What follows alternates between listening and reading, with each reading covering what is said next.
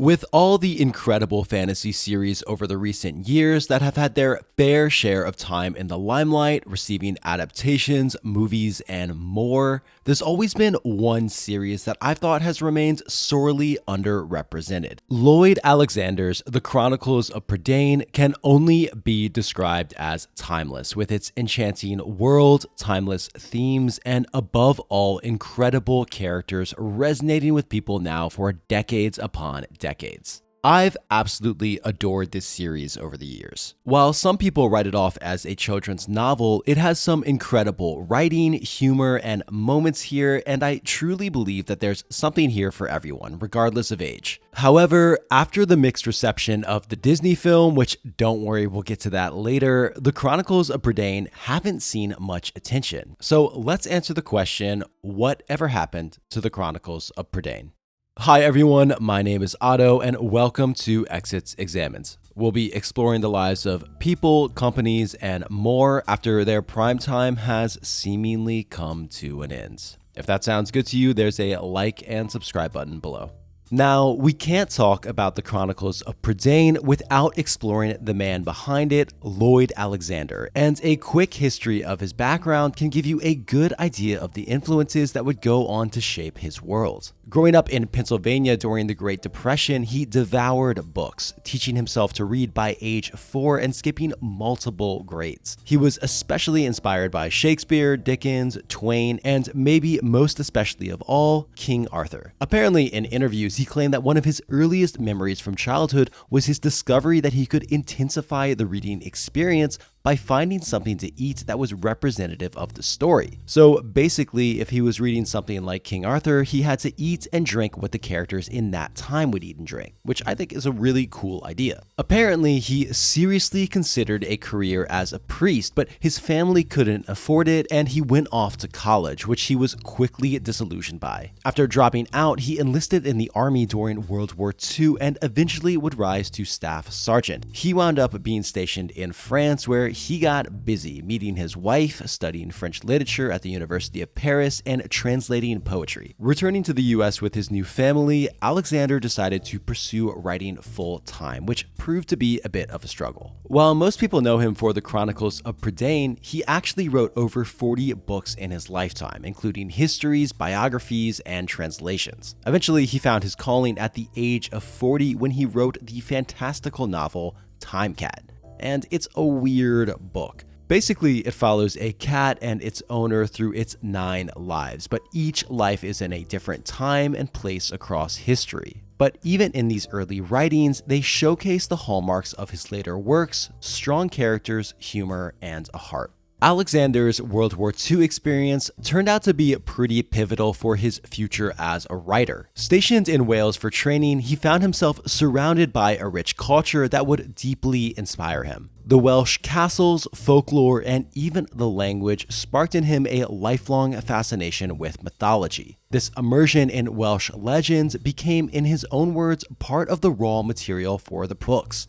And this is even reflected in the names, with Taran coming from the Welsh word for thunder, and Elanwe from the Welsh word for deer, and even Prydain being the Welsh word for Britain. While his works drew heavily on mythology, Alexander described his own writings as a unique blend. He called it MicroMythology, basically fantastical stories where he weaved elements from his own life experiences into the fabric of myths. Written in the late 1960s, a period of some pretty significant upheaval, the Prydain Chronicles seemed almost like a response to this, with a simple and timeless journey. Alexander initially envisioned just 1 or 2 novels, 3 at the absolute most, but after finishing the 3rd book, his editor felt that something was missing, and so Alexander went on to write Taran Wanderer, which might be one of my absolute favorite sequels ever, and seriously just elevated the series. This expansion led to a 5th and final book, The High King, which was published in 1968.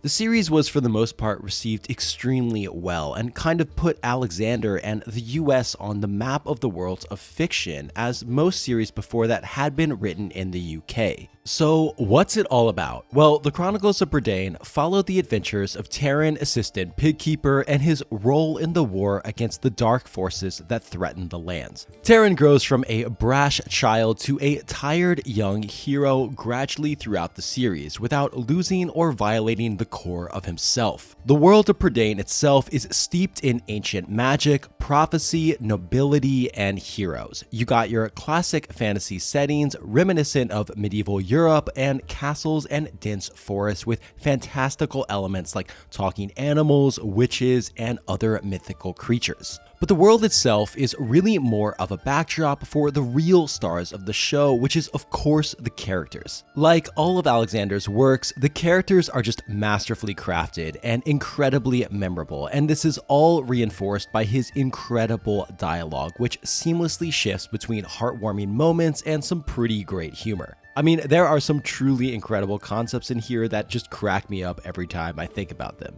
Assistant Pig Keeper, the oracular pig, and Dolly trying to be invisible. The voices of each character are just so unique that dialogue tags are almost completely unnecessary. I mean, all the characters here, they're all completely unforgettable and challenge traditional tropes while at the end of the day just being relatable. I mean, who doesn't get a bit dramatic at times like Elanwi or exaggerate a little bit at times like Flam? At the end of the day, it's clear that Alexander is a humanist and believes that good is ultimately stronger than evil, but it's not always as simple as that. I won't give too much away, but Taran learns the importance of humility and that even the most seemingly monstrous characters hold a spark of goodness within. All the characters here are amazing, but I do have to give a special shout out to Princess Elanwi, who, when I was rereading this for the video, it really surprised me just how modern she is. I mean, she kicks all types of butt and does not suffer fools gladly. While unfortunately as the series progresses, she becomes a bit more trope-like, but at least she 100% has her own agency and makes her own decisions, which,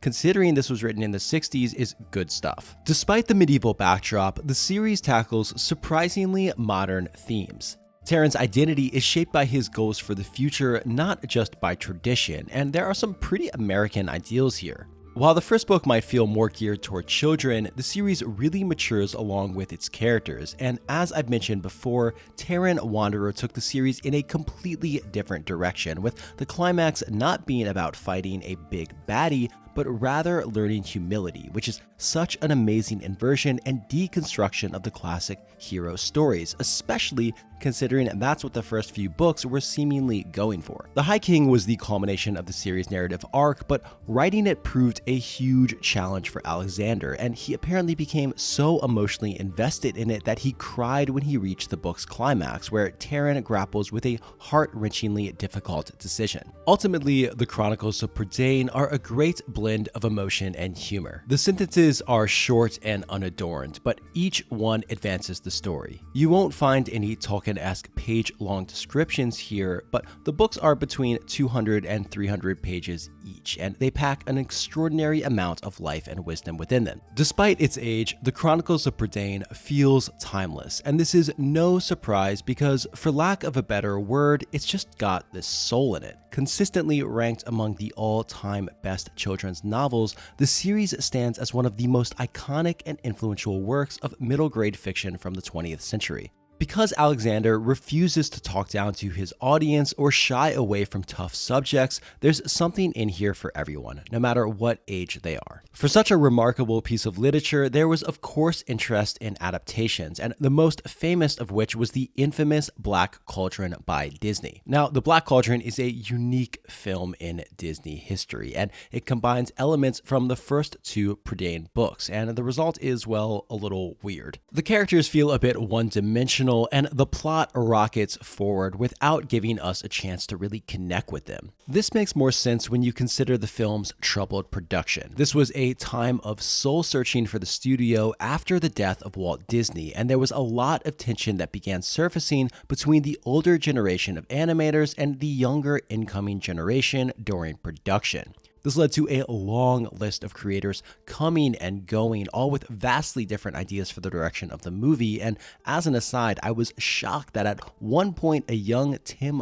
Burton was working on the film before getting kicked off because of creative differences, and it's interesting to think just how different the film could have been. The film did not perform well considering the length and cost of production, and I think a lot of this was due to how people viewed it as being way darker and less family-friendly than what a a Disney movie was generally expected to be. For a large majority of its life, Disney did its best to pretend like it didn't exist, but since its release, it started to gain more appreciation, and some people view it as kind of a hidden gem and just really interesting to see this piece of Disney history. Interestingly, Alexander himself said he enjoyed the film, but said there wasn't much resemblance between the movie and the books. I was also pleasantly surprised that there was a Black Cauldron video game in 1986. It's an adventure game that's based loosely on the Disney film made shortly after the first King's Quest game, and it resembles it in many ways. There's a heavy emphasis on choice and branching paths, which is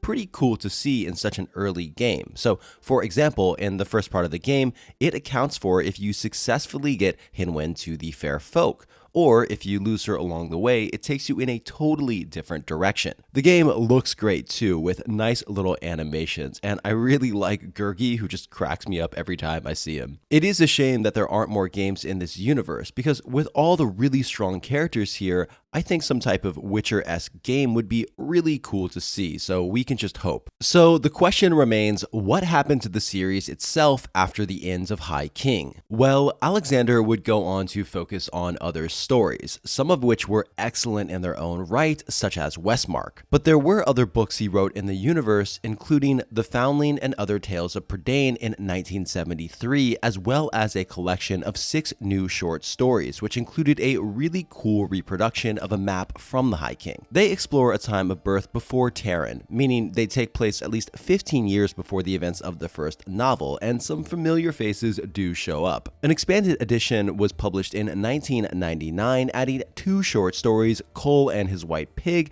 and The Truthful Harp. Now, Cole and His White Pig and The Truthful Harp were both picture books about Cole and Flam respectively, and have some gorgeous and really haunting illustrations in them. If that's not enough for you, there's also multiple adjacent writings exploring the series in more depth, and even a fan graphic art of the series. Lloyd Alexander died in 2007, but surprisingly enough, that might not be the end of the series. In 2016, Disney had reacquired the rights with the intention to adapt it into a live-action, well, something. We don't know what exactly yet. And that's because aside from the initial announcement, there's been almost no info I could find on the project, with it having no director, producer, or even a screenwriter attached yet.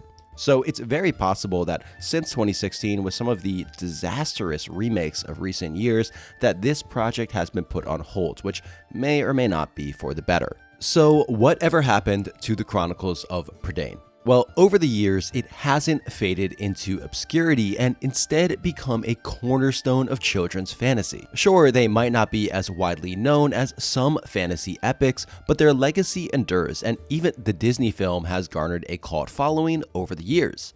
This all points to a universe ripe for further exploration, and with its timeless setting, themes, and characters, who wouldn't want more? But honestly, even if there's never another book, video game, or movie in the universe, it's okay with me, because what Lloyd Alexander gave us in the Chronicles of Prydain is a truly incredible world that's probably going to be in the public consciousness for a very, very long time. Thank you so much for watching. I really appreciate all the help and support. If you want to do more to support me, you can check out my Patreon in the link below, and shout out to all my Patreons who keep this channel alive. You guys are awesome. If this video resonated with you, feel free to drop a like and subscribe and all that good stuff so the wacky algorithm can find me. As always, if you have any suggestions about what you want me to cover next, I'm always really interested to hear what you guys have to say. So thanks again, and I'll see you next time. Bye.